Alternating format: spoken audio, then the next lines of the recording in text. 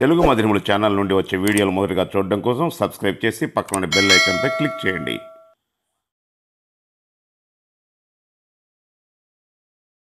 నమస్కారం. తెలుగు మధురిమలు ఛానల్కు స్వాగతం. ఈరోజు మనము విభక్తి ప్రత్యయాల గురించి తెలుసుకుందాం. విభక్తి ప్రత్యయాలు పదాల మధ్య అర్థ సంబంధాన్ని ఏర్పరచడానికి ఉపయోగించే వాటిని విభక్తి ప్రత్యయాలు అంటారు. పదాల మధ్య అర్థ సంబంధాన్ని ఏర్పరచడానికి ఉపయోగించే వాటిని విభక్తి ప్రత్యయాలని అంటారన్నమాట.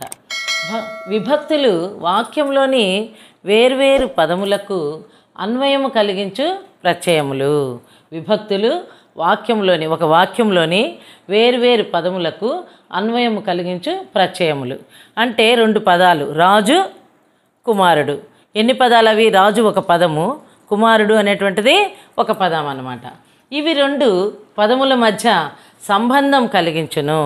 ఇవి రెండు పదాల మధ్యలో ఒక విభక్తి ప్రత్యయమును మనం చేర్చుకుంటే రాజు, కుమారుడు చెప్పుకున్నాం కదా.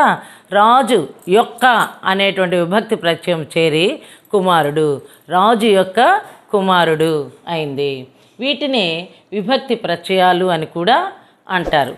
ఈ విభక్తులు 8 రకాలుగా ఉన్నాయి. అవి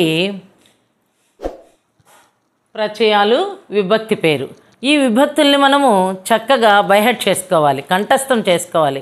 కంఠస్థం చేసుకొని మనసులో కానీ మనము ఉంచుకోగలిగితే దేన్నైనా కూడా మనకు ముందు వాక్య నిర్మాణంలో ఇవి ఉపయోగపడతాయి. మనం చక్కగా తెలుసుకోవచ్చు అన్నమాట, నేర్చుకోవచ్చు. అవి డు, ము, వు, లు ప్రథమా విభక్తి. డూము, ఊలు ప్రథమా విభక్తి. నిన్, నున్, లన్ ఊర్చి, గురించి ద్వితీయ విభక్తి. నిన్, నున్, లన్ గూర్చి, గురించి ద్వితీయ విభక్తి. చేతన్, చేన్, తోడంతోన్ తృతీయ విభక్తి. చేతన్, చేన్, తోడంతోన్ తృతీయ విభక్తి. కొరకున్, కొరకు, కై చతుర్థి విభక్తి. కొరకున్, కై చతుర్థి విభక్తి. వలనన్, కంటెన్, పట్టి పంచమి విభక్తి. వలనన్, కంటెన్, పట్టి పంచమి విభక్తి. కిన్, కున్, యొక్క, లోన్, లోపలన్ షష్ఠి విభక్తి. కిన్, కున్, యొక్క, లోన్, లోపలన్ షష్ఠి విభక్తి. అంధున్, నన్ సప్తమి విభక్తి. అంధున్, నన్ సప్తమి విభక్తి. ఓ, ఓరి, ఓయి, ఓసి సంబోధన ప్రథమ విభక్తి.